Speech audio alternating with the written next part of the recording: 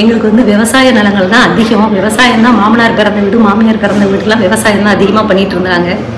ஆனால் இன்றைக்கி வந்து அதை பண்ணுறதுக்கு எல்லாருக்கும் ஒரு பயம். ஏன்னா சரியான நேரத்தில் மழை இல்லை, என்ன பண்ண அப்படின்னு சொல்லிட்டு கட்டுக்குத்தையை கூட்டுறது, சும்மா தரிசாக போட்டு பல ஏக்கர் சும்மாவே கிடக்கும்.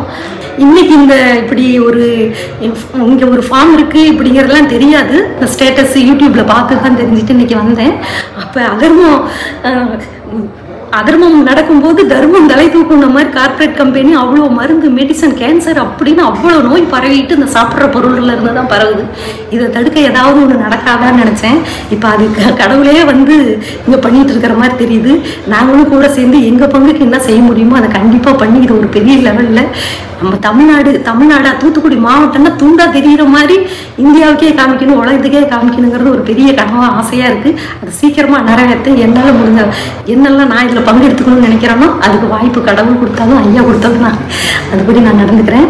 ரொம்ப நன்றி வாய்ப்புக்கு. எங்கள் விவசாய குடும்பம் தான்.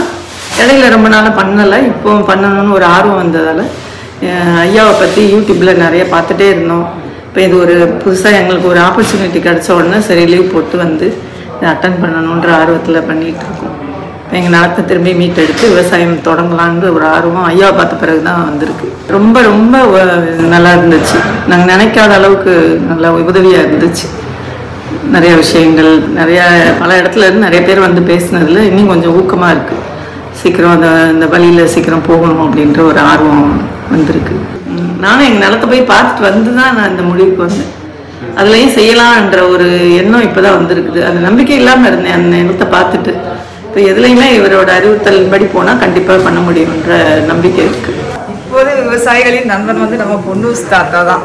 ஆமாம், அவரோட சொல்படி கேட்டு சிறப்பாக விவசாயம் பண்ணணும்னு ஆசைப்படலாம். ஆமாம், எல்லா செடியும் பார்த்தோம், நல்லா சிறப்பாக நல்லா எல்லா காயும் நல்லா விளைஞ்சி நல்லா பெருசு பெருசாக எல்லாமே நல்லா இருக்குது. அவங்களோட மருந்தை வாங்கி நாங்களும் யூஸ் பண்ணணும்னு ஆசைப்படலாம். இல்லை எங்கள் விவசாயத்துக்கு இவ்வளோ தூரம் நல்லா விளைச்சல் இருக்காது.